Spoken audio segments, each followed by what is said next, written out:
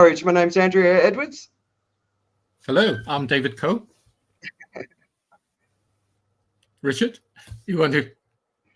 Oh, That's Richard. Thank you so much. He's looking. Yeah. Yeah, you froze there for a bit. All right. Yeah, I hope it wasn't me. That's okay. That's okay. We can move forward. Yeah. This is the second time we're here together with you, Andrea. Yep. Well, it's about the fourth or fifth actually. Yeah. For Climate Courage. Yeah. Yes. And today we are really, really happy. We've got a very special guest, Robin Hicks, and I met Robin in a former life in Singapore many, many years ago. And he's been a journalist for more than 20 years, working in the UK, Singapore, Hong Kong, Australia, Indonesia and Malaysia. So he really understands what's going on the ground in this part of the world. And he's also works for a charity called Acres. So tell me, Robin, if I got it wrong, but it's a Singapore-based animal welfare charity. And according to LinkedIn, he's had some pretty interesting encounters with snakes. So here he is. Welcome, Robin. Thanks so much for having me, Andrea. Nice to meet you, David and Richard. It's great to have you here. That sounds like a really interesting story about snakes. I'm going to have to hear it at some point. Yeah, well, that's what I do on the weekends. It keeps me sane. I mean, you think, Singapore's got a reputation for being a boring place to live, but certainly not if you're being spat at by a spitting cobra or chasing a snake. There's amazing wildlife here. Just a lot of it is hidden. So you get huge pythons here, for example, but you just can't see them because they use the canals and waterways to swim around. And they're usually a couple of huge pythons lurking beneath, say, a hawker centre, because there's lots of rats. But what's, I guess difficult is the level of the biophobia, right? The resistance or reluctance to accept the natural world or biology as part of the city living experience. I think it's similar in other cities, right? Hong Kong and other places. People just aren't used to the natural world, which is a shame in Singapore because it is, I think the BBC said it has the highest biodiversity of any city on the planet. It's just, we don't often see it. Yeah. I remember when the otters came back in Singapore, it was magical. And now they're everywhere, right? Yeah, the population's expanding to almost worrying degree because they get the population, because once they cleaned up the river and the waterways around Singapore, the otter population came back from Malaysia and has exploded. And now otters are expanding their populations, actually getting into fights over territory. And they keep stealing rich people's koi, which is quite amusing. They keep raiding people's koi and just going on massive killing sprees. And that's so funny. What's worrying actually is that at one point they'll start to be cold. But what I think, and that happens to macaques and other species in Singapore, the level of tolerance for animals or wildlife in general is low, I'd say. And once they become a problem, the government will have no hesitation in culling. But the thing is with otters, what protects them is they're extremely cute. So they've got that cute factor, whereas long-tailed macaques aren't quite as cute, so the public aren't as worried about them getting cold. But it'd be interesting to see, as the population expands, the level of tolerance for otters and how that changes. Yeah, I used to, when I rode my bike to Microsoft, I used to stop and watch the first otter family, just playing around in the dirt. It was awesome. And just to be in a city and to see something so magical, Australians, where I grew up, you'd see wildlife every day, kangaroos running across and stuff. But it's very cool to see it in a city. All right, so Robin has got an hour, and that means we're going to have to be focused. But like we did last time, let's start off with what's going on in the news that's really got your attention at the moment. And I'm going to presume Antonio Guterres' announcement about fossil fuel advertising has got a few people's attention, especially yours, David. So do you want to talk about your perspective? Yes. I actually I was in the cinema a few months back. I think we were watching, it was Taylor Swift's Eras Tour. That was being streamed in cinema. Yeah, you got a teenage daughter, right? and it was, the tour was great. But before that, they had this UN advertisement with young children from around the world talking about how the world is all going to pots, basically. And it had these sort of really flashing red images of burning Earth with lovable young children from around the world saying, save our future, all of that in there. And the problem is the dissonance it creates is just impossible. And what you end up feeling is you're just being rammed with a message. There's no opportunity for any kind of open conversation about it. And yesterday's announcement from Gutierrez comparing fossil fuels with tobacco is actually a really bad thing to do. There is absolutely no need for tobacco. You know, if you want to get addicted to something, there are plenty of things you can addicted to.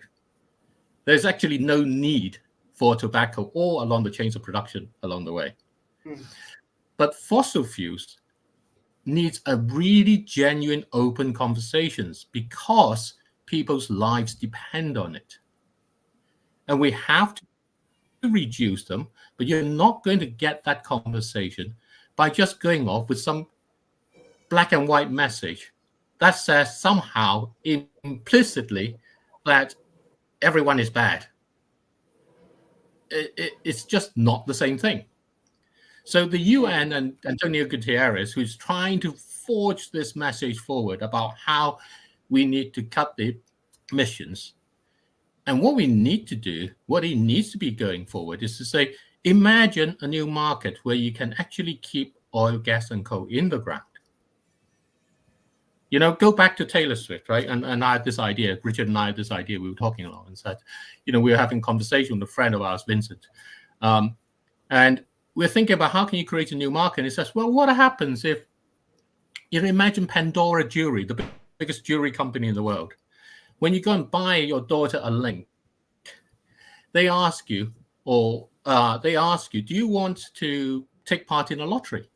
If you win in the lottery, what happens is that you get to meet Taylor Swift on stage in one of her concerts. And you go and say, oh, how do I do? What do I do to sign up? And you say, you've already paid for it. We will take a fraction of your money, 1 day's worth of our revenues, and we'll commit it to keeping oil and gas and coal in the ground on your behalf. And you just need to sign here to say you want us to do this on your behalf, and you get a chance to win, to be on stage with Taylor Swift. And every time you buy, you get a chance to enter again.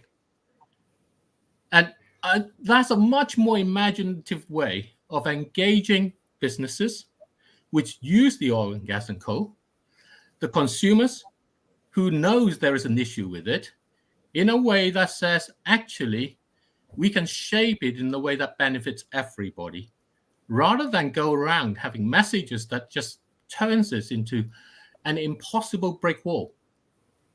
No, I'm not sure about the Pandora's sort of as an example, because it's just more consumption, which that's my little red flag there with that. But the brick wall and that point that you made right at the beginning, we need fossil fuels, whether we like it or not. We need them. We're just using too many of them. But Robin, you've worked in the marketing PR comm space as a journalist, so what did you think of that? Like, how do you think the industry is going to respond to that?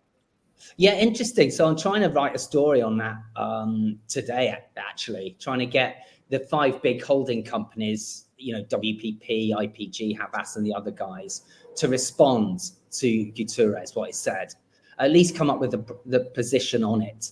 And they've been very quiet. And I think we all know why, right? They will not, until they're legally bound to, until I asked an NGO in Australia about it. Australians are good on this sort of thing. And so what's going to push the big advertising majors away from fossil fuels? What will make them, what will persuade them to drop fossil fuels clients, if anything? And it will be regulation. It's not until it's legally mandated that you can't advertise fossil fuels that they'll stop working with them. But at the moment, only one of the big groups, IPG, which I think works for Exxon and a few markets, has said that they've come up with at least the rules of engagement for working with fossil fuels clients. They said that oh, well, yeah, we won't take on new fossil fuels clients. We'll only use the existing ones. And we'll work on a time-bound plan to phase out fossil fuels exposure over the longer term.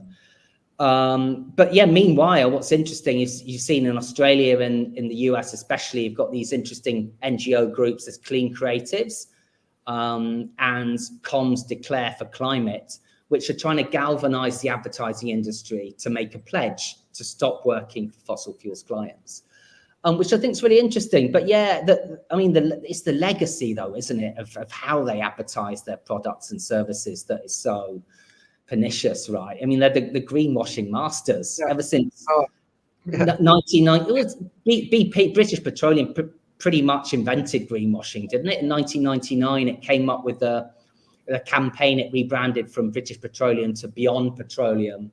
It changed its logo from a strong shield into a sunflower. And Greenpeace came out and said, look, guys, you've spent more on rebranding through WPP, I think it was, than you invest in fossil fuels, which is pretty much classic greenwashing. So yeah, it's just the legacy of misinformation and diversion that advertising agencies have done on behalf of the fossil fuels clients that I think that United Nations has a problem with, and I think everyone should have a problem with. Yeah, so I suppose for me, when I heard it, it's sort of similar to what David's saying. I just did, like, if we're going to do it, so Edinburgh or Scotland, I think it was Edinburgh, announced that you can't advertise fossil fuels, the cruise industry, I think planes were included. There were a couple of other industries, and of course there's been attacks about the city being woke. But to me, like, if we really want to address the scale of the issue that we face, and that's the thing we're not doing, the scale, anything with fast in it, fast food, fast fashion, fast furniture, shouldn't be allowed to be advertising. So put IKEA in the mix of that. Obviously Cheyenne, Temu, all those nasty companies.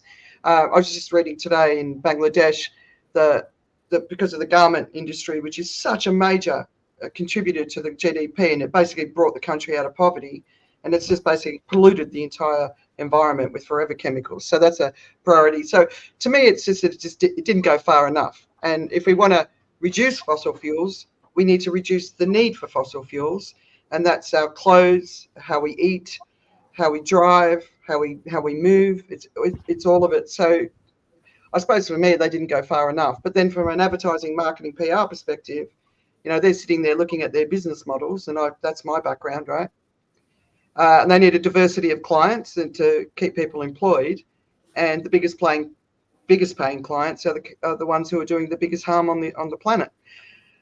So what's their business model moving forward when they're basically being told, not just for fossil fuels, but for all of it, like, how do they move forward as an industry? So to me, it's actually a very complicated topic, but it's a beginning of a conversation, I think. So I suppose that's in one way a good thing, and it's getting lots of attention.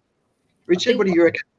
Sorry, I would definitely wholeheartedly concur with your last sentence, which is it's a starting point. I don't like the tone of what Gutierrez emphasized, because I don't think you're going to win a battle by vilifying the opposition or whatever we want to call the fossil fuel producers.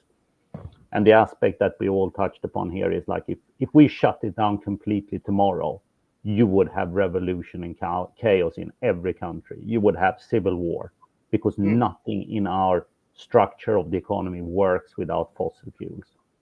But, my favorite quote on our addiction, if you like, and consumption of them is the interview they had many years ago with Mick Jagger about the 60s and the drug taking and why Brian Jones fell off the wagon and drowned in his pool. He said it was the 60s. Everyone was using drugs. Brian was just using too much. And I think that's how we need to see the fossil fuel. We're not going to be able to shut it down. We just need to use less and be sensible about it. And here, ultimately, these are individual choices we make. We cannot escape the responsibility from our own decision making and what we decide to put our dollar towards. Do we want to drive to the gym, or do you want to take a bike to the gym? I think what the thing that comes out in many respects out of this is that when you're trying to come out, and I think the UN is particularly bad at this, at a piece of communications. You can't have it be something that turns into a meme so that you're ridiculed by the way you kind of do it. And the angrier Antonio Guterres becomes, the more he becomes meme-like. And his message is totally lost. And he's just playing into how, if I were a fossil fuel lobby, would want my opposition to play. Don't attack the actual use of the thing. Don't attack the actual exploration and extraction. Attack all the superficial stuff so that it just becomes something that focuses people attention away from the fact they're the ones behind why we burn over 102 million barrels of oil every day. Don't raise that part. Focus it so that you become meme-like. Yeah, I'm a big fan of Antonio Guterres, and I think he has the best one-liners, so he's obviously got a good scriptwriter. But I think he's heading an organisation that is designed to fail, and he's using everything he's got in his arsenal to help it succeed. And I'm seeing a lot of criticism for the UN and the body and its uselessness in the world. But we don't want to lose this body. I think we need this body, and we need to get behind it and help them be successful because it's designed to fail. But before we wrap this point up, Robin, what do you think, listening to all these different things? Just to add to that, yeah, I think I agree with you, Andrea. I love it's very quotable as a journalist. Yeah. Do you know what I mean? It's Fantastic. like, talking again, it's bad to say something you can use in a headline, right? Yeah. But also, I do remember, showing my age a bit, but going back 20 years, I remember the UN trying to engage with the advertising industry 20 years ago. And their framing was a lot softer. They were trying to look, we're not disrupting a business model. We're not suggesting that you move away from carbon intensive industries, but can you frame it differently? I think their headline that they used was, can sustainability sell? So can you continue to do what you do, but just sell different stuff? Which I think is a different way of approaching it than obviously now, where Guterres has gone pretty gun-ho and basically calling them out for being corporate evildoers. But yeah, I think he sounds like a man who's had enough of playing nice guy. And UN, by the way, also have been it's the Cannes Advertising Festival in a couple of weeks, isn't it? You know, the annual shindig for the advertising industry.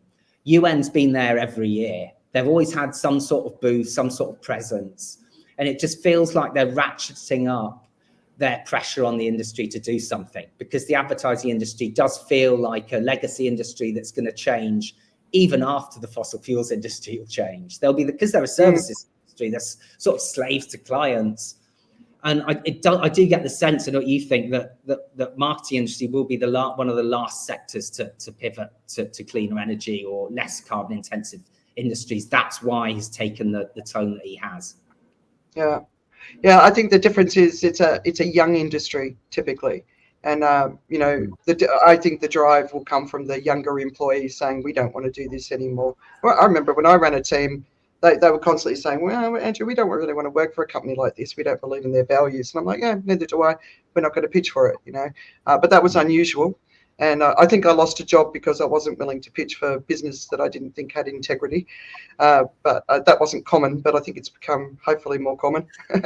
But the other story that's really capturing my attention is the heat waves. Of course, in Asia, we went through 3 months, and I can't tell you the relief when that was over. Is it cooled down in Singapore yet, Robin, or is it still that intense humidity?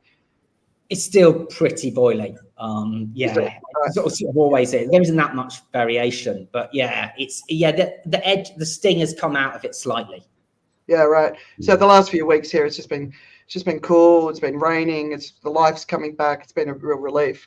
But of course, we watched what was happening in the US and Pakistan, and I was frustrated by the media attention on that, because until we started to really get a sense of scale of deaths, the global media weren't paying attention. But we got lots of information out of Mexico when the howler monkeys were dying. But what's interesting about what's happening now with this heat dome is it's moving into America, and because it's been cool before, basically the people in the northern hemisphere, if they went through the heat extreme that has just gone through this region, which hasn't finished yet, it would be deadly. because the people in this region can cope with so much more heat to an extent, right?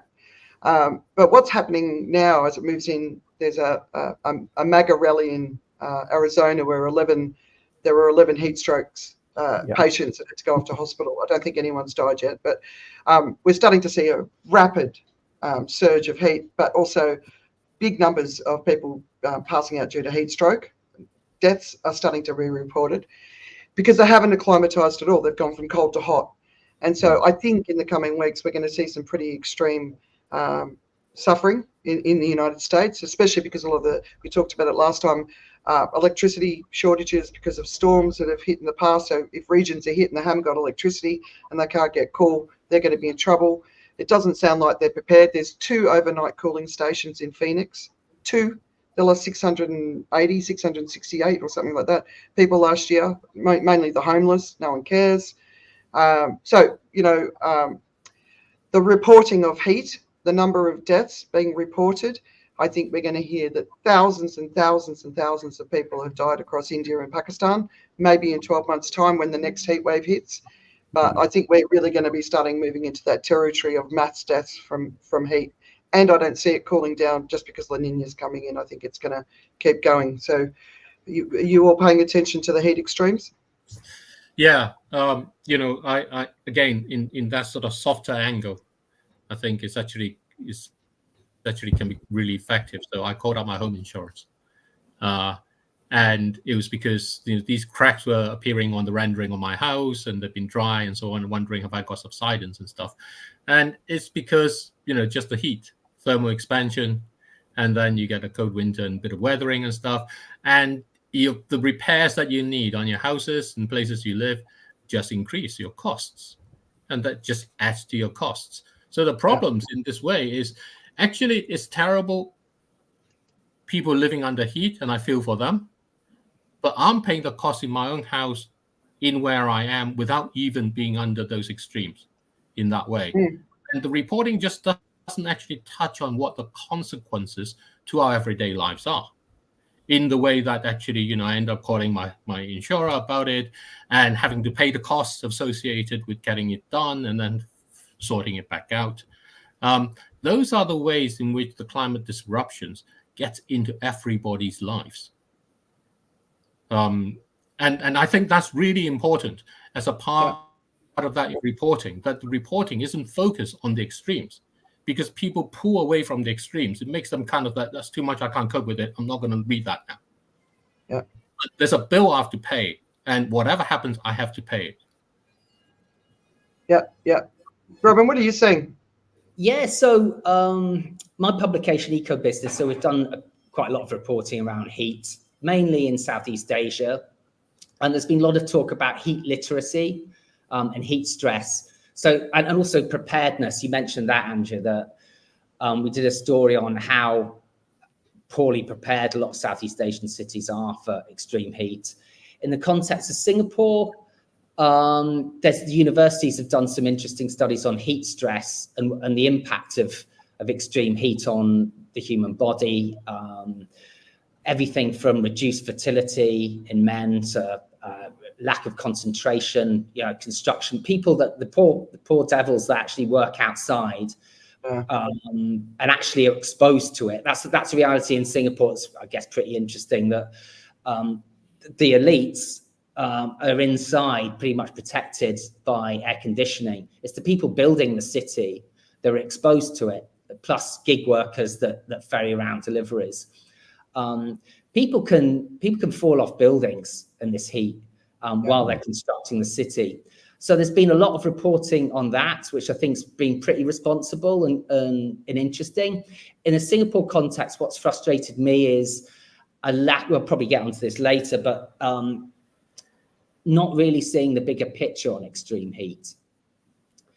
One is a pet issue that's pretty close to my heart is I mentioned that the work I do around wildlife rescue is forest loss here. Not many people talk about it because it's a small island, but Singapore's still losing a lot of forest at a rapid rate. As we know, forests keep places cool, and losing secondary forest. No one cares about secondary forests here, because they're not nature reserves and they're seen as in-between land that will soon be developed. But there's been no serious studies that connects forest loss with heat. I think that's a lot of work that needs to be done, especially in urban areas. So yeah, it's been pretty scary. And Singapore's, as I mentioned, hot all year round, but it's been pretty crazily intense. And yeah, as I mentioned earlier on, it's an interesting segment on Channel News Asia last week, where a climate scientist was talking about the extreme heat in Singapore, and he was flanked by two news readers that are talking about La Nina effect, and wasn't it great that La Nina was going to sweep through and cool us down?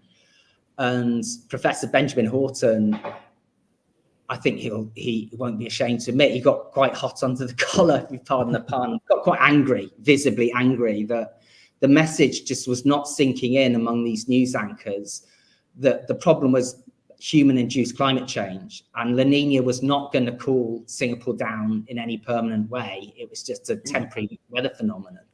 So that sort of, that interesting dynamic in the news of between what's immediately in front of us, what we're experiencing now, with the background trends, I think is something that a lot of news organizations struggle to deal with or story tell well. Yeah. My frustration. So like last year I spent, I don't know how much time, I was tracking all of the heat waves across the world, looking at it all. I was doing, when do electricity grids fall over, what temperature? So basically from about 48, 49 degrees up, that's when they fall over, and the majority of electricity in Asia is above the ground, right? So it's even more in danger of collapsing.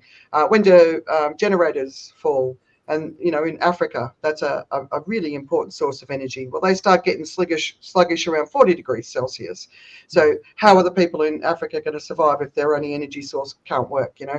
And there's so many simple things to do. You know, we drove from Phuket up to Bangkok last summer and back, and I was just looking for a white roof, just one, you know, somebody who went, I need to get prepared for this. I didn't see a single thing. And the construction workers, you know, in Singapore, they live in luxury by comparison.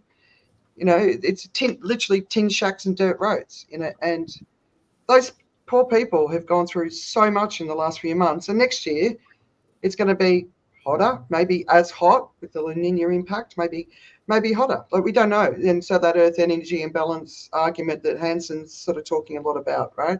But it's going to get hotter, and we need to get ready. It doesn't all have to cost a lot of money. There's a lot of things people can do. Vegetation's a huge part of the solution. Singapore University has done a recent study on painting surfaces white, and it was a significant drop of temperature, you know, so there's some interesting, but we're not doing it. And it's here, it's now, you know, and that long-term view, that big picture view, where is it?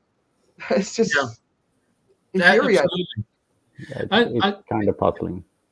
Can I ask Robin, just kind of out of curiosity, you know, when you were talking about Professor Benjamin Horton speaking with the TV anchors or the journalists about that, you know, what I want to ask is, how much do you think that, how much are the journalists capable in terms of, you know, the resources they have or time they have and so on, to be able to inform themselves before they actually have to appear and then interview someone or do those things? Is that something which, you know? Yes, it's a good point. I think a bit of a generalization, most journalists, if you're any good, can go from a position of relative ignorance, and with some research and talking to the right experts, can knock out a story, right? But with something as complicated as climate science, I think you really do need to have an expert on the show to explain what's happening. Now, Channel News Asia, before Benjamin Horton came on, they put a pretty detailed segment that explained the weather phenomenon, what was happening. But what they didn't have is that additional bigger picture layer, which explains human-induced climate change, which is the phrase that Ben kept saying repeatedly. As I mentioned, it was like he almost had like a tic. He just kept having to repeat himself, and came across as a scientist that really sadly wasn't being listened to, or wasn't being taken seriously. But yeah, I think they had a decent level of understanding, but they just weren't joining the dots. and saying, yeah, this La Nina is not great because it's not going to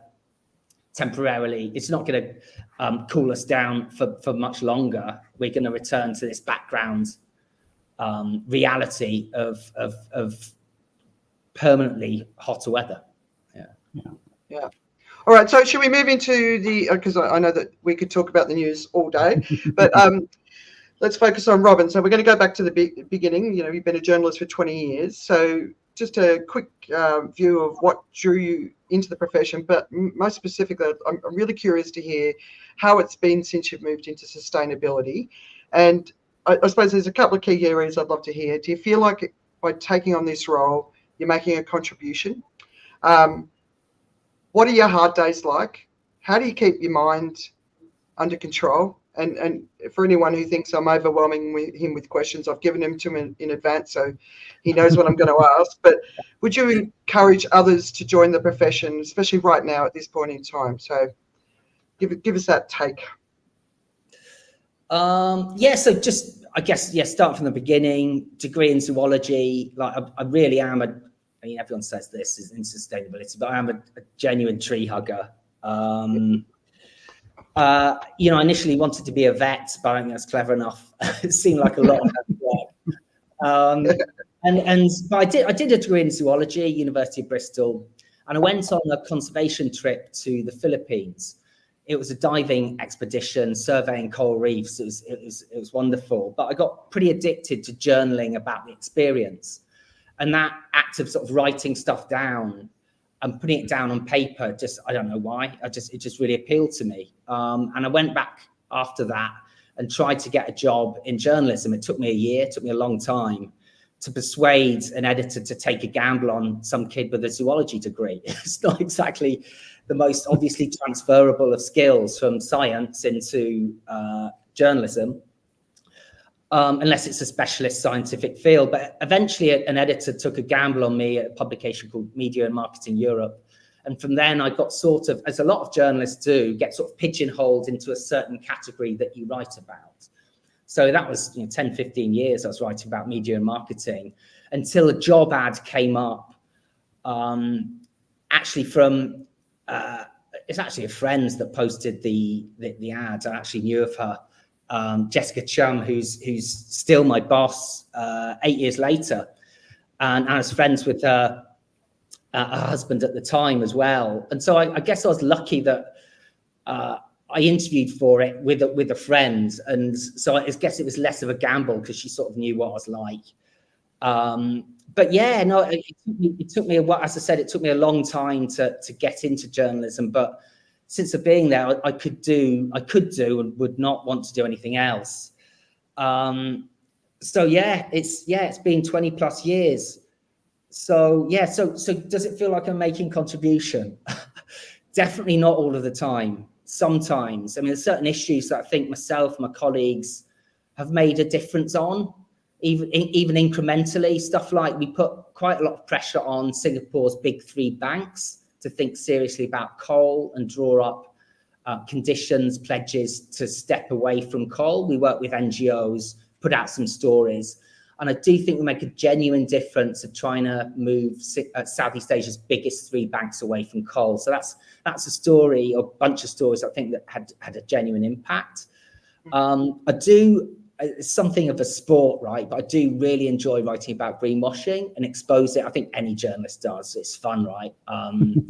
Calling companies out for wrongdoing is just a lot of fun, especially if their banks are right and you can prove that what they're saying does not match with what they're doing, which I think is a huge issue in sustainability at the moment. Those stories are fun, and I do know that they've made an impact. But I've also been called out myself for being too critical and damaging the confidence of sustainability teams. They're just like, well, forget it, we're not doing anything, or we're going to at least not communicate what we're doing because we don't want to be slammed for it, right? I think that's a genuine issue. How critical you are and how much leeway potentially you give and how much you celebrate the wins of a company that's actually achieved something, right? So yeah, see, I think that's an issue that that's important to raise, that in journalism there is a lot of negativity, especially in this sector. I think a lot of journalists do always tend to focus on the negative. Rhett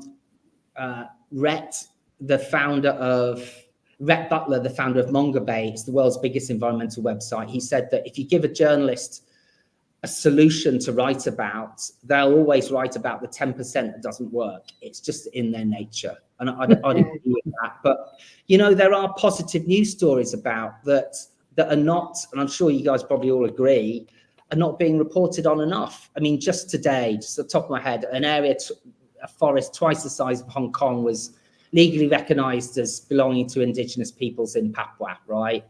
That's a great story, especially with just seeing the change of government in Indonesia. Everyone's scared of Prabowo Subianto, a former military general. And also another story that definitely hasn't been in the news is Southeast Asia's biggest ride-hailing app has just seen a drop in emissions, which sound like a small-ish story, but to even start decarbonising in a region like Southeast Asia, which is more bound to fossil fuels than almost any region in the world, I think is interesting and worth celebrating. Also, which has been in the news a lot more, but is good news, is a ban on the dog meat trade, which seems to be moving around Asia. And again, I think that's probably picked up a bit more traction because dogs are cute and cuddly. And yeah. So yeah, there is good news out there, but it's definitely not given as much airtime as it should be, perhaps. And as journalists, are definitely guilty of that. What are the hard days like? Depressing. I suffer from depression anyway. I have for a number of years, and writing about emptying oceans and emptying forests does actually, that process of writing about it does help you distance yourself from it. It's a sort of cathartic process that does seem to make things a bit easier, but some stories are just like, Jesus, it does get too much on occasion. Yeah, it's really hard to bear. And that depression does turn to anger. A lot of stories, I'm sure that you guys feel the same, just make me really, really angry. One is corporate lobbying. There's something about a company trying to, like, for example, not picking on any name or any company in particular, but Coca-Cola. They have got a rap sheet, a formula of blocking laws which will make them pay for the pollution they create. That makes me extremely angry, and not trust or want to buy drink Coca-Cola. I mean, just stuff like that just makes me really angry. Also, companies like Shell rolling back climate targets, and they knew about climate change for years, and they're weakening already pretty unambitious climate targets. That makes me angry. But also the other topics that we cover that make me conflicted. One is deep sea mining. We need to have 10 times more transition minerals that are currently in circulation. But do we dig up the ocean floor to get them? I mean, it does sound like an extremely bad idea, but it's a trade-off that most sustainability stories, there is this sort of trade-off, and we have to make up in our minds. Same with fossil fuels, right? We need them, but we also don't want too many of them. So that's that conflicted angle to it. How do I manage my mind doing this work? Some months it's yoga and meditation and swimming. Other months it's booze. I mean, I don't care what anyone says. I mean, I've probably got quite an unhealthy relationship with alcohol. But I've met many people in my situation that are quite similar. I went out for drinks with a chief sustainability officer of a big Malaysian bank recently, and asked her, how do you deal with, burnout? I'm sure you've seen the cases there's a story we did recently about the job of the CSO, the chief sustainability officer, right? It's just broadening and diversifying so quickly that these people cannot cope. They are breaking down and they're leaving this very, very important job. And I asked her how you cope with it, and she said, alcohol. That's a coping mechanism, right? Plus, I tend to channel this, I guess, angst, frustration, rage into productivity. could be a touch of ADHD as well, undiagnosed. I do tend to put out a lot of content, which is possibly an unhealthy amount. I do work a lot, possibly too much, but I do see work as medicine as well. Like knocking out a story that you're sort of proud of is a way of dealing with climate anxiety for sure. And yeah, I mean, that sort of leads on to the last question you made about, would I encourage younger writers to join the profession? Without question. I mean, you don't do it for the money, that's for sure. I mean, it's not really a brag, but I've never really asked for a pay rise. I'm lucky to have any job at all in journalism. You know, the structural changes that the business is going through, that I'm sure we'll talk about later. You know, Google and Facebook has eaten advertising revenue. A lot of publications, good publications, have had to scramble around for different ways to make money. But still, even then, it is a wonderful job. And the satisfaction of putting out a story that holds a company to account or tells an untold story that you think needs to be told is a wonderful feeling. Yeah, it was. I'd recommend it to anyone. Nice. I think it's a wonderful career choice, and you know, with hindsight, you know, and a bit more encouragement, who knows if I'd gone down that route, because I think it's one of those things that aligns very much to enable you to do something you care about deeply and you're genuinely interested in. And I actually think, when I'm looking at youngsters, I got 2 of them in the 20s. One of them is definitely working in an area that interests her. The other one, yeah, kind of, you know, it's not bad, but it's not really what I'm passionate about. But if I look at all their friends, without exception, one, who is a doctor, no one is really working with what's interesting them. And I find that quite depressing. I was fortunate. I'm really interested in economics and, you know, finance and trading. So I set out my stall early on, and I'm grateful for that I was able to do 30 plus years in a field that genuinely interests me. But I am worried about youngsters that kind of have completely different perspective on what the career should look like. Because if you're not enabled to go into a field that at least you have some interest in, you know, you don't need to love it every second of the day. I actually don't think you're going to have a very happy life. And it's very hard. Disappointing. Yeah. Because you spend, you know, a lot of time with your work. As we all know. Well, I was going to ask Robin, you know, it's great you end up in this very positive kind of budding journalist. It's a great thing to do. There is, unfortunately, the other side where increasingly, you know, journalism is kind of quite a threatening occupation. It sort of needs a danger pay kind of thing with it. Yeah. I think there was a report earlier last month on the World Press Freedom Day about how environmental journalists and journalists of all kinds are being killed around the world. What kind of experience have you seen yourself of that? Is that something that you face? And, you know, what are the people or the industries and so on that are actually behind this kind of shift? Yeah, so I mean, I'll talk about Singapore in a minute, where I'm based. But yeah, that report, I think, poor old the Philippines always gets labeled. I mean, because it's one of Asia's freest countries for the press. You can feel free to criticize whoever you like, but you may well get shot for it. There have been an alarming, consistently alarming number of killings of journalists in the Philippines over the years, and environmental defenders, which are helping to tell the stories about, mainly in the resources sector, so in mining.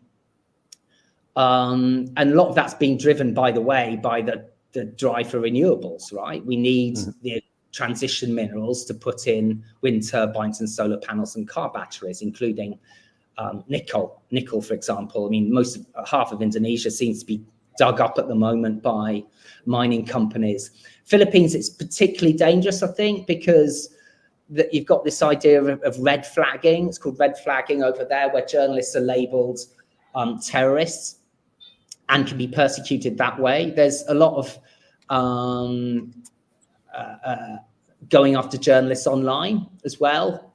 That there a lot of hired trolling, apparently, according to human rights groups I've spoken to about the Philippines, that if for any sort of anti-mining sentiments, trolls will come out and produce a party line and then systematically persecute whoever's criticizing mining as a pursuit and activity. So yeah, the Philippines is full of a lot of incredibly brave journalists. I think in some countries, especially, I mean, I say Vietnam, especially Vietnam is a very, very difficult place to be a journalist at the moment. A lot of NGOs, climate NGOs, are being locked up for being outspoken about the government's policy on coal, for example. And being a journalist in Vietnam is nigh on impossible if you don't have government approval, and very difficult. So here in Singapore, I think it's also very difficult. It does not have a free press. For the Reporters Without Borders Press Freedom Index, that's one of the metrics for gauging freedom of the press. It's pretty much down there in the 150, something like that. I mean, none of Southeast Asia does well. Right. Yeah. No. But the Philippines does okay. I think Thailand is the freest, unless you go talking about the king, and then it's as dangerous. So Singapore is interesting. A journalist, I think I have an enormous amount of respect for a journalist called Kirsten Han, who's a fearless reporter about human rights, especially the death penalty. And she has been tremendously brave, but even she will admit that she self-censors. I think newsrooms in Singapore, especially for mainstream media, they will not go after establishments. So, I mean, I think it's unfair to say that, say, the Straits Times just publishes government press releases. I think there is more nuance to that, and there's a lot of good journalists there. It's the editors that will heavily edit their copy if there's any criticism of the government, especially, obviously, also government-linked institutions that are sort of holy cows for Singapore. For example, Temasek, which have its tentacles everywhere there. I don't think any journalist would be allowed to go after Temasek in any shape or form, to be honest. But even then, what's even more of a serious issue is self-censorship. So I think culturally in newsrooms in Singapore, there's a lot of journalists that instinctively hold back in their criticism of environmental crime or would never, I could be unfair, could be a bit of a generalization, but I don't think many journalists in Singapore would instinctively criticize, for example, openly the government for being too lax in its climate targets, for example. There isn't obvious, there aren't killings or whatever than there are in Philippines or jailings that are in Vietnam, but I do think there's definitely a culture of fear in newsrooms in Singapore that keeps journalists automatically in check without. But that's not to say, I mean, for example, I've written a few stories recently that are critical of the Singapore government in a number of ways. And they may seem like quite soft stories, but there's a huge incineration plant that got delayed. Again, this is a story that wouldn't appear in the mainstream press. People just wouldn't report on something negative necessarily happening, I don't think. Or also a story about Coca-Cola and a consortium of other packaged goods companies deliberately delaying the introduction of a polluter pays law in Singapore. So I was quite nervous about putting the story out, but the thing about it was it didn't make the government look bad. They did not lose face, which is the worst possible thing that I think you could do, journalists could do in Singapore, is the government to lose face, because you will hear about it. But this story, and what's important to do is that obviously the right to reply from the government is featured very high up in the story. I think that their argument is prominent in a story.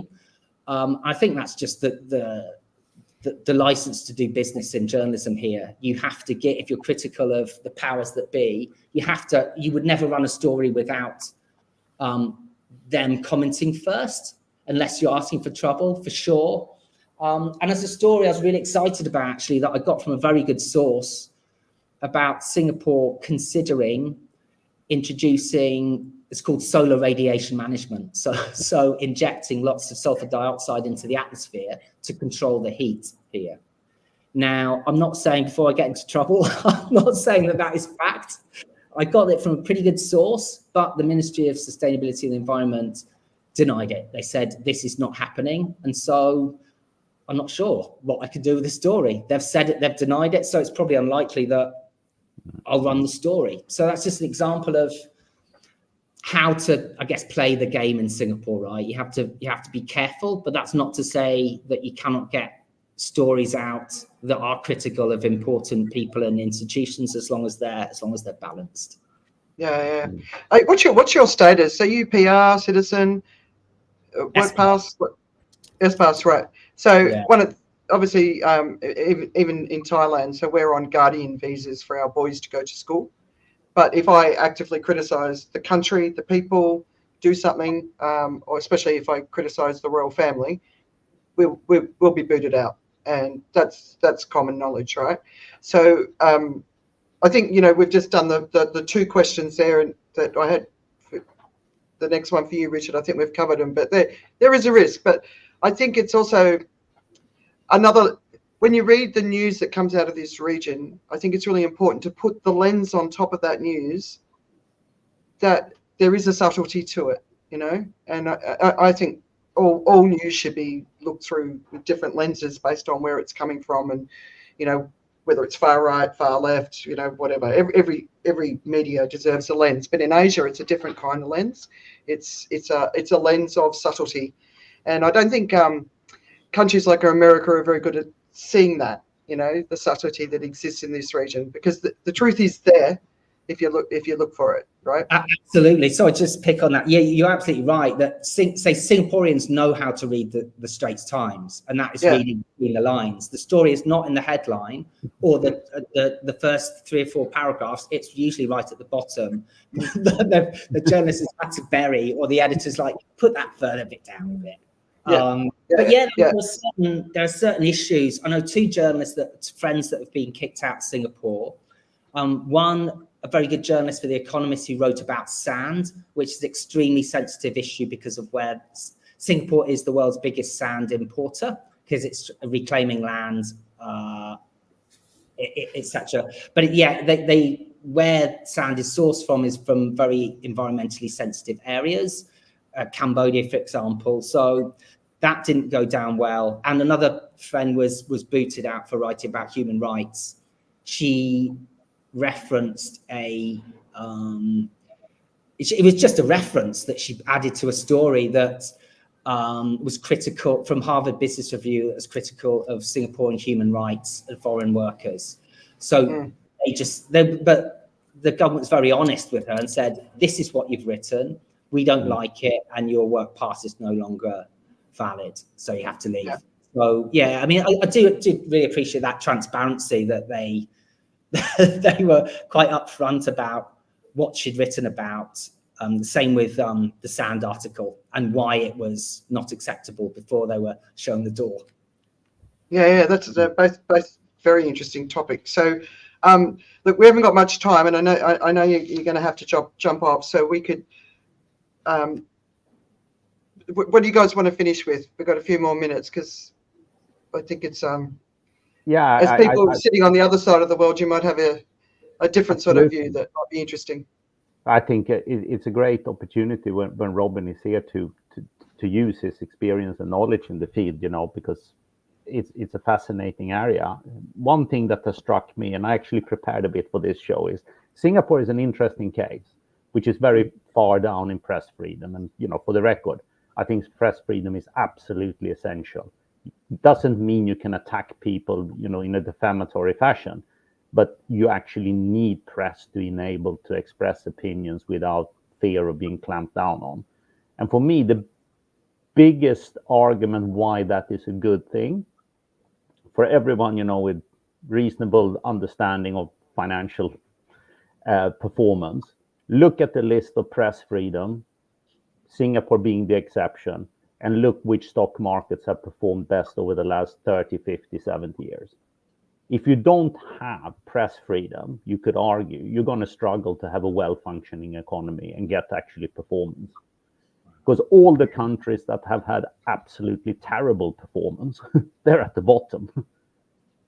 Singapore's performance has actually been pretty good, and it's like 25th or something over the last 50 years in terms of. So it's a little bit, and I think what you're telling me is also, it's a different kind of game. It isn't explicit censorship, because you look at the countries with censorship, you're not going to have a functioning economy, and you're not going to have a functioning stock market. So why do you want to be poorer? Yeah, right. It's like the fight for equality. Everyone wins. You know, that's a really interesting perspective, because I think it's going to add to something. The way that the media works in this region, because of the government sort of level of control, does it also mean that there's less misinformation, disinformation, fake news, because there's more control? So I think for both sides, that's kind of interesting. Economies work better if you've got more freedom, which does that play out? I mean, if you look at the last 10 years, the countries with the most freedom, when the most extreme sort of division in media has sort of erupted, you see the right side of the media versus the left, and the right's so much bigger. Is the economy supporting that argument still? I don't know. What do you think, Robin? Yeah, interesting one. The context of the environment. Someone said the other day that in the media, in many countries, there aren't many spin doctors for the environment, but there are plenty for business and establishments, right, and governments. I think that's true in many countries. So it's difficult to find that balance. Forgive me if I'm not touched on the point you raised at all, but and also I look at Indonesia. Indonesia's an interesting one, super important. It's Southeast Asia's biggest, most important economy. Their media is relatively free, and I'd say, I mean, journalists do get into trouble. There's one journalist, Phil Jacobson, got arrested just by attending an Indigenous peoples meeting last year. But generally, I think the media there have done a really good job of calling out some of the ridiculous things that their politicians say around climate and forests, and have done a pretty good job. For example, I mean, the palm oil lobby is very strong in Indonesia, as we know, right? And the politicians have made some crazy arguments that a hectare of palm oil plantation is at least as good as a rainforest at locking in carbon, for example. This rhetoric that comes out of the palm oil producing nations is quite crazy. And I think Indonesia media has done a better job of calling it out than the Malaysian media, for example. But yeah, sorry if that didn't touch on your question at all. What was your question again? I was kind of two things. It was freedom of press equals better economies, stock markets. Yeah. And is the lack of freedom of press does it handle the disinformation, misinformation wars? So are the governments better off here at dealing with that than other parts of the world? Yeah, no, I think that, absolutely. I mean, lower press freedom means that the nonsense that comes out of institutions like, for example, in Vietnam, for example, it just goes unchallenged by the media. I mean, that's the danger, right? Is that if Vietnamese government says coal is good, we need more coal, it's good for the economy, there's no way that any of the state-owned press will challenge any of that or any of the nuance in that statement. So disinformation. I always say about going back to Singapore, by the way, on the topic of greenwashing. Greenwashing for me, I mean, Singapore is an absolute playground for greenwashing for a number of reasons. You've got a fairly muzzled mainstream media that does not call out companies. The government is very pro-business here. And NGOs are very weak, stroke non-existent. So you've got companies here who basically have a free rein to communicate whatever they like with impunity, which I think is extremely dangerous. You've got companies that are making ridiculous claims that, for example, would be illegal in Europe. So Grab, the biggest ride-hailing app, claiming that it will be making a claim that will be carbon neutral by 2040. They will not say on how much of that target is based on carbon offsets. the carbon offsets they used have been widely debunked by Greenpeace and other institutions. But yeah, you just don't see it challenged. You do not see what they're saying challenged in the press enough. So yeah, I do think it's a huge issue that disinformation is not called out when there's an unfree press. Well, if you want to see someone calling out disinformation with elegance, I would suggest following Robin on LinkedIn. You're really good at it. You shared something from Reuters yesterday, sponsored by ABN AMRO, about the Gutierrez comment, and I thought that was very clever. But yeah, you usually entertain me, but I know you need to head off. So just want to say thanks so much for joining us, and keep up the good fight. We need to be supporting journalists. I think too many journalists are being attacked, when the reality is the journalists are doing a great job. It's the publishers who we should be focusing, not the people on the front lines doing the work, because there's great risk in the profession, and we need people who are capable of calling truth to power, right? Yeah, if you get absence of proper investigative journalism, all you're left with is basically opinions and unsubstantiated claims, and for a better word, cheerleaders, because you cannot actually support factually what you are out there propagating. And I think it's an extremely dangerous world. And I think what you described with sort of Facebook and Google eating into advertising space, if you run a paper, of course, you're somewhat sensible about who you're going to publish if one of the companies that you're writing an article about is your main contributor in terms of advertising revenue. However, without that revenue, you will not have investigative journalism, because it costs to keep journalists going, and we as a society needs to start thinking about what we're actually paying for. If all we're ready to pay for is opinions, you will not have facts to be able to even sustain those debates or sustain a show like this where we are expressing opinions, because we need the facts, and the people are going to unearth those facts. They need to be paid for the job they do. And I think that's worth thinking about in a broader societal context. I'd like to sort of, throw out questions before you leave, just to put it out there, which I think is actually an important one, which is for the reader, for the audience you write to, and not just yourself, but other people along. What should they think about, or how should they go about thinking whether the piece they've written is a cheerleading piece, or is actually something that's something more than that, or otherwise? As a journalist, do you mean, or is it just anyone writing? As a reader, you as a journalist, what would you suggest to the reader in terms of maybe questions they can ask themselves after they've read a piece or whatever it is, so that they can be better understand whether they've actually read is a cheerleading piece or whether it actually is a helpful investigative journalist piece? Yeah, that's a really good point. I think I was talking to a couple of journalists before the show, actually, and they do. I mean, there's one thing that there's a lot of, I guess, sloppy journalism out there. To Richard's point, you have to good journalism has to be paid for. Investigative journalism is very, very expensive. And with shrinking advertising revenues, there's dwindling sources to pay for good journalism, right? There's some foundations out there that pay for investigative stories, but they're certainly not in the mainstream. So, yeah, I think sort of news literacy and how to discern what's a good story and what is a factually accurate story is really important.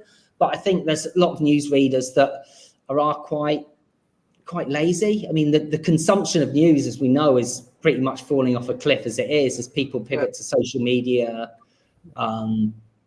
Instagram, TikTok, and that sort of thing. But yeah, I do think there's decent climate reporting out there. You just have to look for it, and a lot of it's a mix. You'll get, say Reuters, for example. That's a pretty. I mean, I had a pop at them yesterday for that, as Andrea mentioned. They had a sustainability newsletter, and in that newsletter, they mentioned Antonio Guterres' comment about, he's talking about media not taking sponsorships from fossil fuels anymore. And that very newsletter was sponsored by the American Chemistry Council, which is a fossil fuels lobby group. So I think as a news reader, you have to really scrutinize what you're reading and take a lot of time to certainly not read it from one source, I'd say. But there is good news out there that goes into depth on an issue.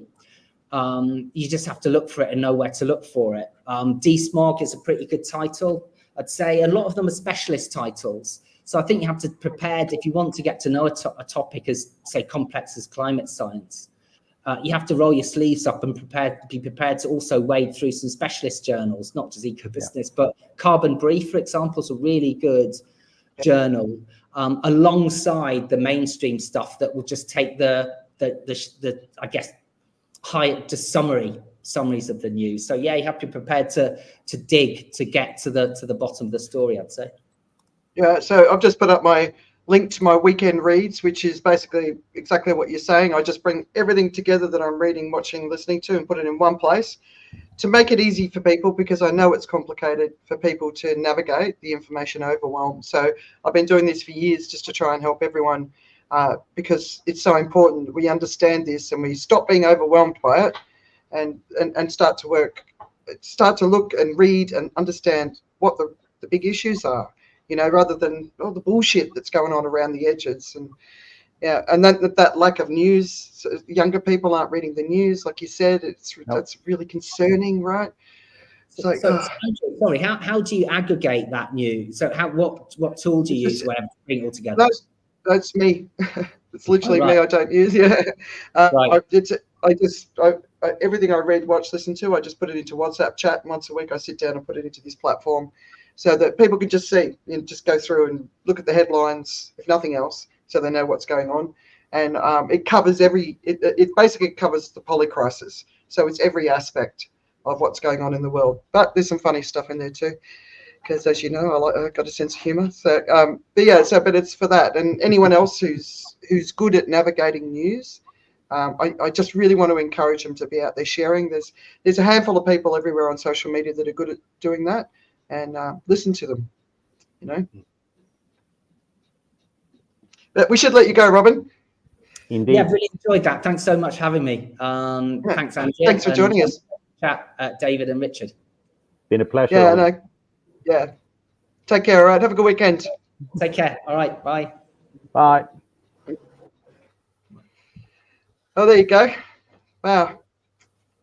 Some good stuff. And I think there were 4 or 5 other questions that we didn't get to, but time is short. That's all right. Yeah, but, and who knows where it's going to go. But I think I really wanted to, so I would like to at some point bring a couple of different journalists, maybe Robin, back and really talk about the business model of media, because you were talking about it there, Richard. How the media makes money is really, really important, and advertising is obviously huge, right? But it's also puts pressure on them, or whatever the publication is, to create content that's in alignment with the companies that are spending the money, right? So, and ever since social media, it's just been really interesting to watch how the news sources have changed, and they've changed. Clickbait, got to get eyeballs on to get the numbers, to get the advertisers, and none of it's been in our interest. Absolutely not. And I have this huge fear, right? I touched upon it earlier. I think press freedom and degrees of economic freedom are essential if you want to build wealth. That's what encourages entrepreneurship. It encourages growth, etc.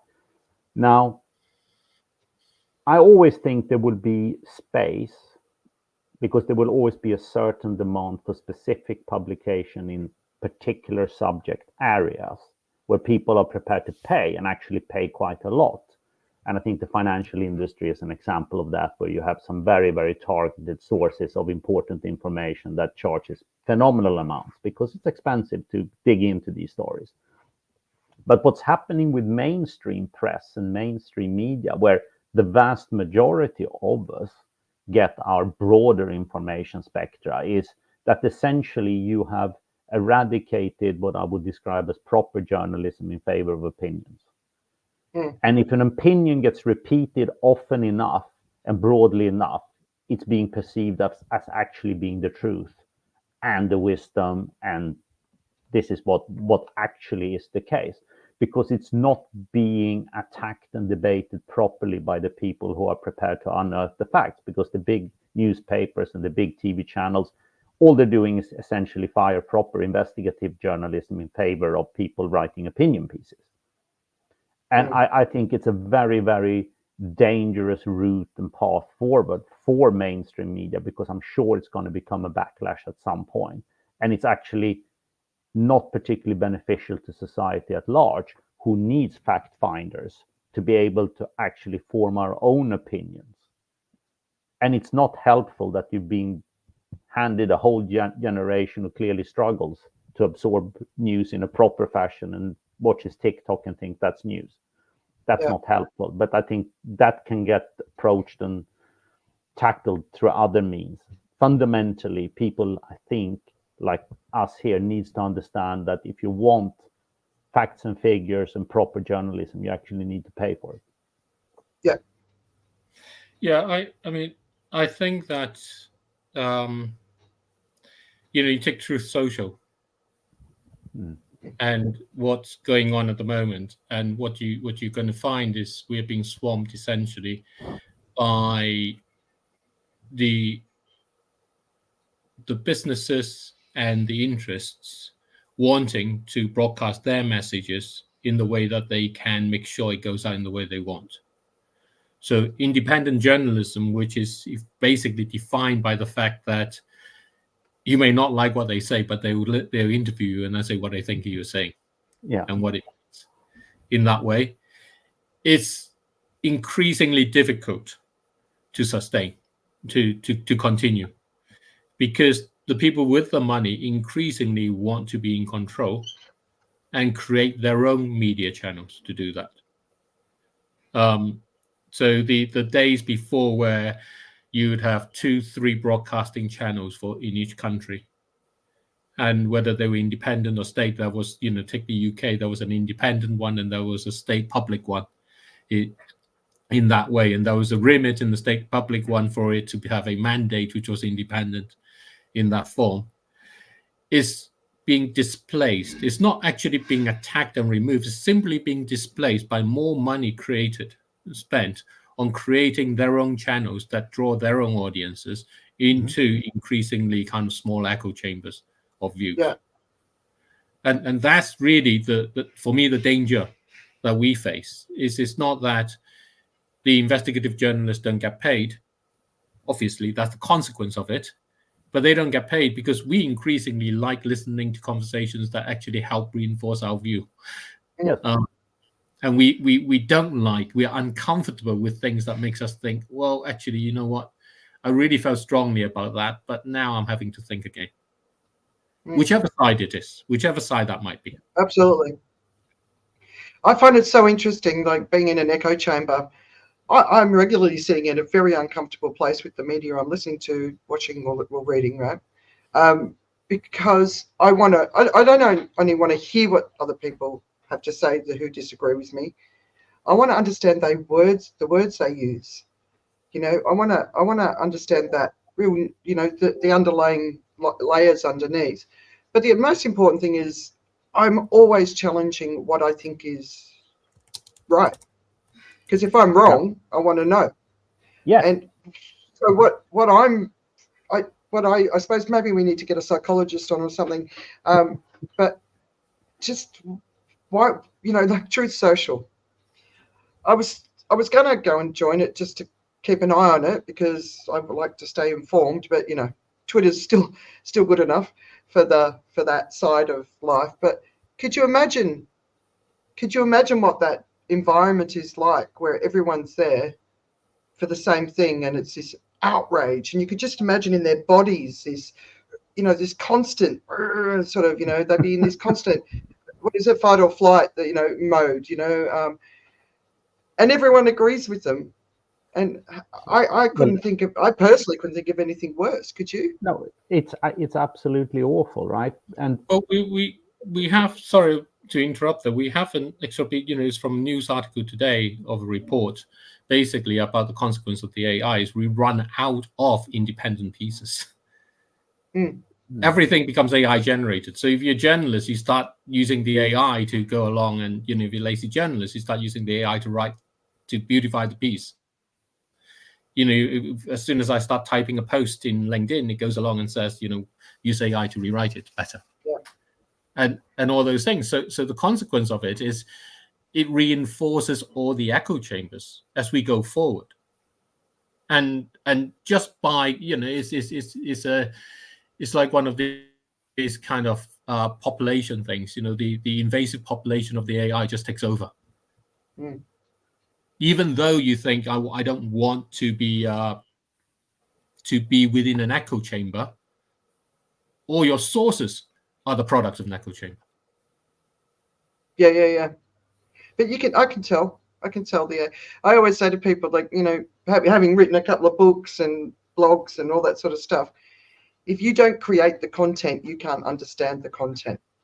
So this idea that you can go into AI and write a couple of sentences and then it produces a blog and then you tweak it with a few personal words, but you don't know what you're talking about. So if someone sort of stopped you on the street and started talking to you about your blog, you wouldn't have the depth, because it's the process of going through the creation of content that actually helps you understand it. Like when I wrote Uncommon Courage, there were some chapters, like when third review, how you go through the process of rewriting and rewriting and rewriting. And I was like, I've used a word, integrity, for example. Do I know what integrity really, really means? And so then I'd go and spend some time researching the word, and then I'd go and look at how I'd written. And sometimes there were things I had to change just a little bit because I hadn't used the word in the right way, and it's time consuming. Knowledge is time consuming, but we're in fast fashion, fast food, fast furniture. Now we're in fast knowledge land. It's like, that's a frightening thought. No, that's where we're going. Yeah, but it raises the simple question. I think politicians are particularly guilty. But if you're in a position where you can hire people yourself that you are going to go on working with, I've been fortunate enough. I've been in positions where I've hired people. The last thing I'm looking for, and the worst thing I can imagine, is to hire a clone of myself. Someone with similar background, similar opinions, similar ideas about what, how the world works and how you should trade and how you should make money effectively, in portfolio management. I want to hire people who think diametrically the opposite of how I think, because that way I become better.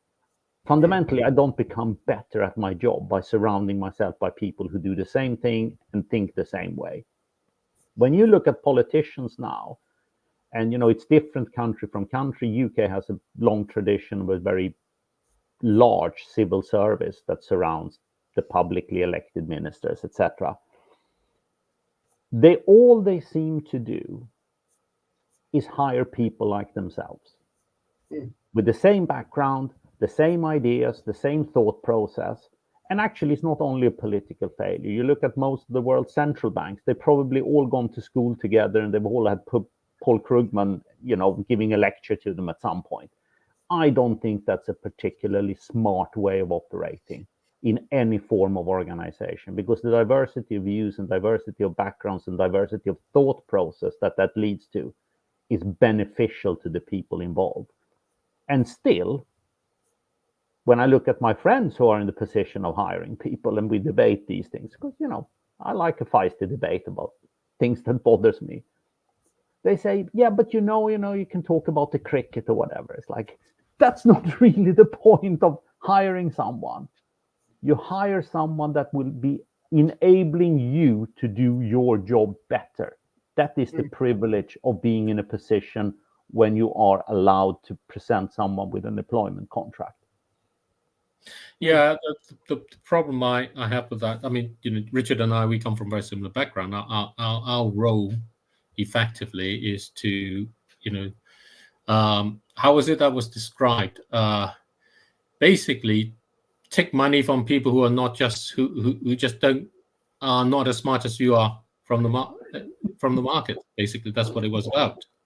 And that's how you get into this place. But a lot of people's jobs are there to promote the product that they are employed to promote.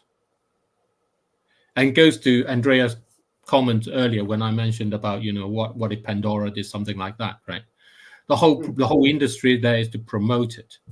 The part of actually saying what happens when you keep oil and gas and coal in the ground is everything else has to retrench. Because that massive source of energy goes away. So even for Pandora, it has to go along and says, actually, we can only buy into this if we're seriously willing to consider how our prospect of our growth, how we find our place with everyone else, because there will be less of that energy that we rely on. And that's the reason why they won't go for it, not because of the promotion, because they think through. And so if they do go for it, they will need to go for it with a story that actually says how they will still be able to be there for you. And that's the really important part. But most businesses are not required to think on that step, which is why we're having conversation, which is why we're having this climate courage issue, is because the climate issue, and Mike right with Antonio Gutierrez in the way he's presenting it, not with him, but in the way he's presenting it, is to make it look like it's just one layer. Yeah. Stop the ads and it'll all be done. Yeah. But David, the other thing that just drives me crazy about this whole conversation around fossil fuels. Okay, so tomorrow we stop all fossil fuels, right? There's all these implications that we all know. But the biggest implication is escalating heat.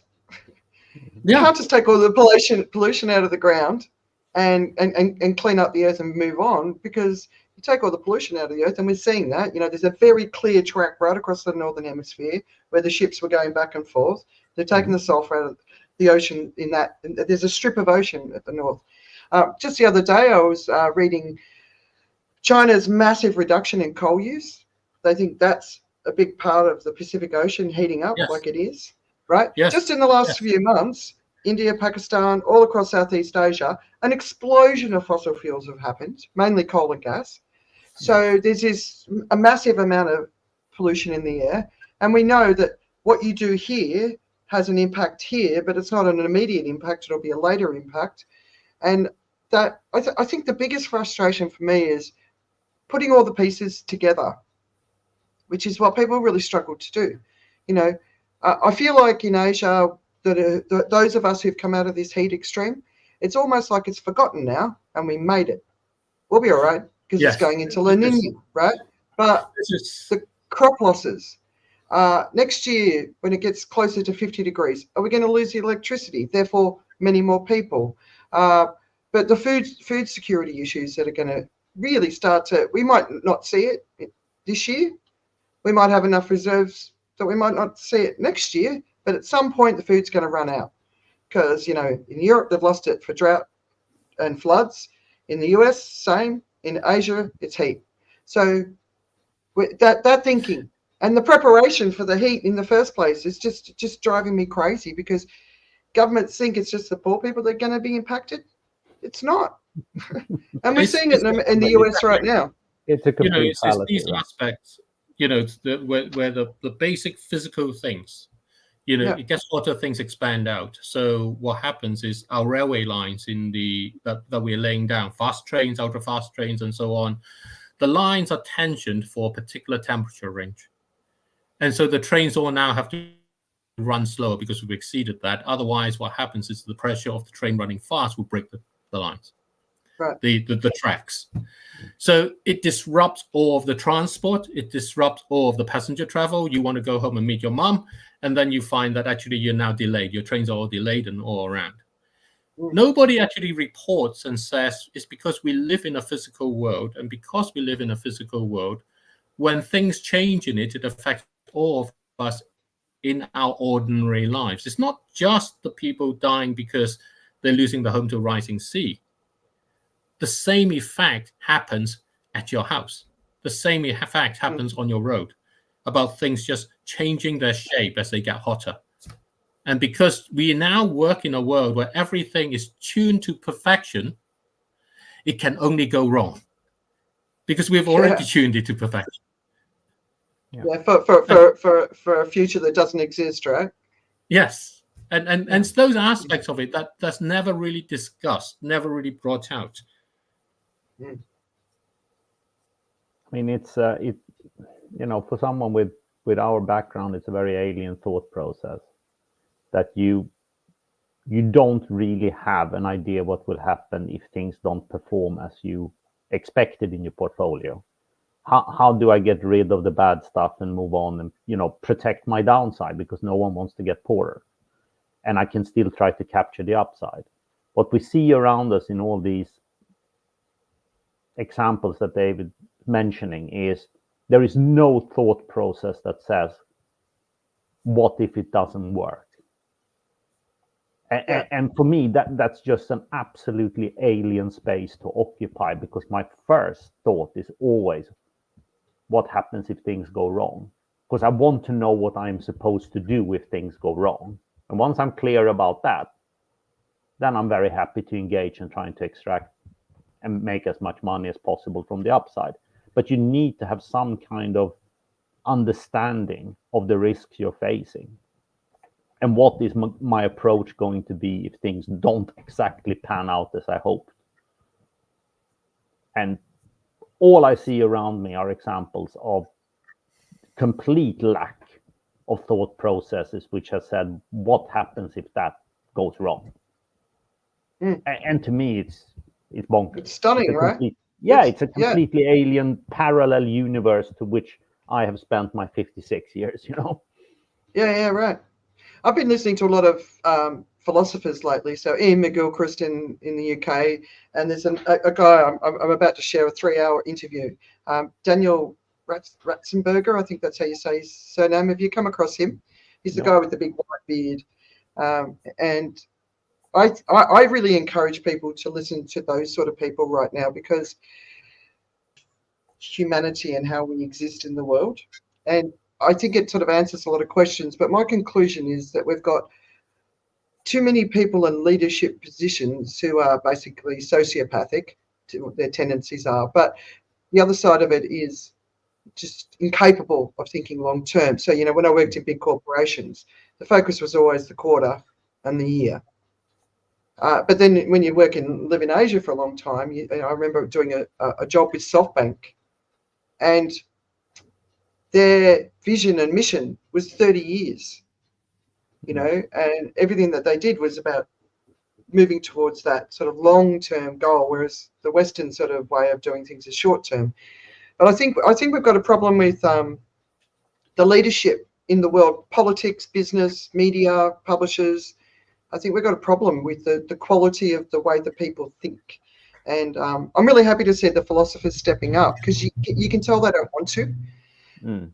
Some of them are very uncomfortable in their interviews, but it's like they've all come together and said, we've got a problem. We need to get out there and start speaking up so that we can wake people up before it's too late. I don't know if you saw the European Union, the EU elections. They've really been successful with the young voters. The right-wing and hard right-wing parties are successful with young voters. How did that happen? But seriously, like, their future is not going to be better if they vote that path. And I don't know how that happened. But it's again, I think, going back to kind of the simplicity of the message and the inability of perhaps scrutinize facts and figures, that if I claim something often enough and I do it in an efficient way and I'm engaging with the people I'm targeting, they will eventually perceive this as being the truth. I think it's just the efficiency of how you deliver that they were better at working at than others. But it's essentially, it's no difference than politics was 100 years ago, right? And we all know what happened in the 30s. So if you say a lie often enough, it eventually becomes the truth because it's not being challenged. So again, the philosophers have a role to play, and we as a society have a role to play. But that's probably one of the articles that's alarmed me the most was just reading it just before we jumped on. Young voters are so pissed off in Europe that they're going to go and vote hard right, and there is no way that's going to be good for them in the long run. From a climate perspective, from a freedom perspective, it's not going to secure their jobs. It's not going to like any of the things that they think that they are voting for. I just don't think are going to be delivered if that's the decision that they make based on history. No, but young voters everywhere are pretty angry because they, I would say, legitimately, rightly think that our generation have stolen their future because of the choices we made, and perhaps the generation even ahead of us, before us. So they become a very receptive audience for people who might have actually even a good agenda and believe in their agenda, but certainly also for people with a bad agenda that is more about enhancing their own prospect. However, it is very clear to me, as an ardent student of history, that when the mainstream apparatus fails, the mainstream structures of society starts breaking down, for a variety of reasons, people are not going to come to the center. They are going to go left and they're going to go right, and it seldom ends well. Yeah. And it's worth bearing in mind. And, I personally, I don't really like far right or far left politics because I think their intellectual arguments don't stand up to scrutiny. And therefore, it doesn't make me mainstream, but it makes me a cross of right and left arguments in how you build a better society. But it's very clear that history tells us that disenchanted, angry young voters are not going to come to the ballot boxes and vote for a mainstream party, and that becomes a real problem for existing politics today. And they better figure out how to tackle it pretty soon. Yeah. I think for me it was, we're already here, are we? I knew this was coming, but we're already here. Okay. Yeah. All right. Do you want to wrap up? I'm seeing David, you're talking to the comments on LinkedIn, which is awesome. I usually jump on and do it after the fact because trying to keep it running here. But I want to finish with. So we're going to talk about every 2 weeks. Going to have to come up with an idea, right? So every time I talk to anyone about this topic, people say to me, "What can I do?" So if you were going to leave everyone with one tip of what they could do to act positively for the future of humanity and all life on Earth, what would you recommend? I would, basically say what Richard and I are very much doing at the moment, which is to ask yourself, what does it mean for you to thrive with climate change? And allow that to open up the conversations, to open up the materials you're going to look for, to open up the way you're going to think about how you can have the things you enjoy doing, have the situations around you, the community and the places around. And what shape would it actually require? What sort of shape would it actually need? What are the things that you can't have everything? So what goes out the window, what stays in that way? And really start thinking about what that thriving with climate change means. Yeah. Richard? Yeah, very much on the same page, and what I say would probably echo what David just mentioned. But the last part is super important to me in the sense that I think future is going to be quite chaotic, possibly, but certainly challenging for most people because of this structural force that the climate crisis is bringing onto society. And one of the best things you can do is actually focus on what's really important to you and what's kind of nice, but not essential.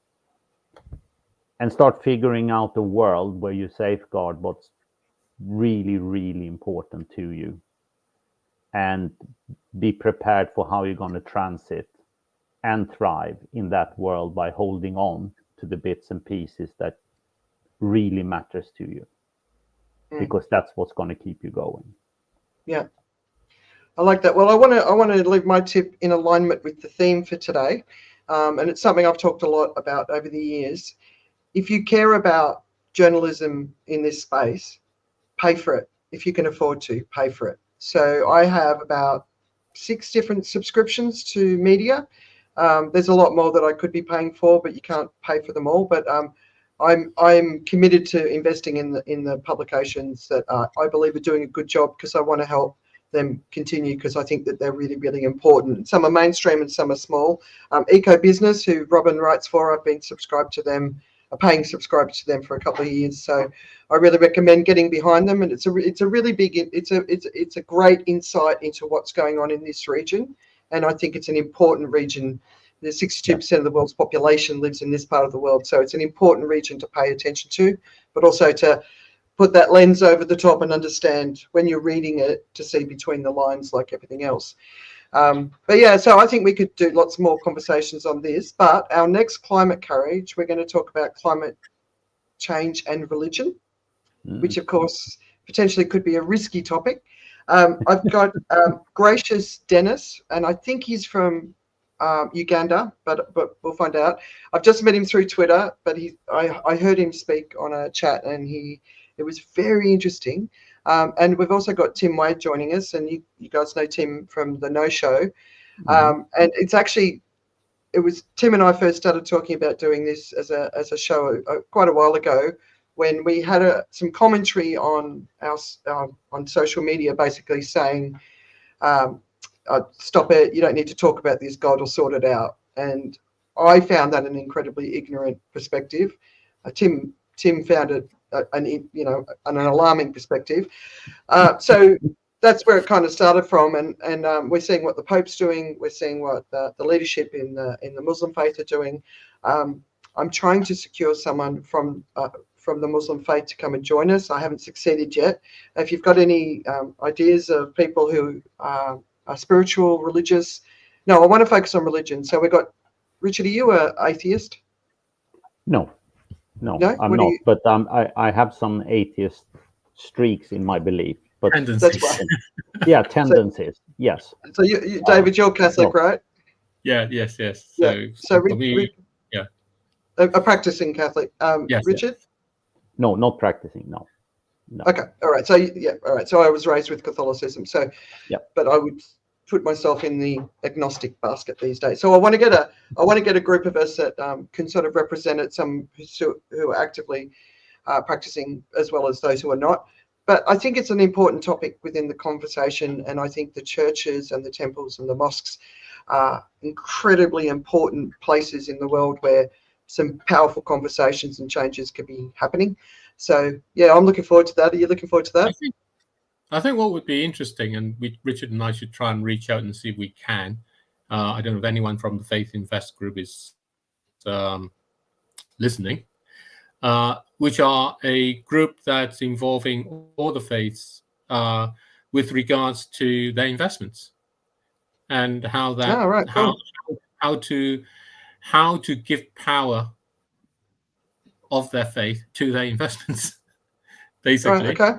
And I think it would be nice to see whether we can actually connect to any of them on that. So maybe we should, Richard and I, we should try sending out an invitation or two.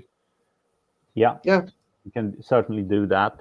And yeah, like you said, they're multi-faith really. So they're very much multi-faith. So I mean, they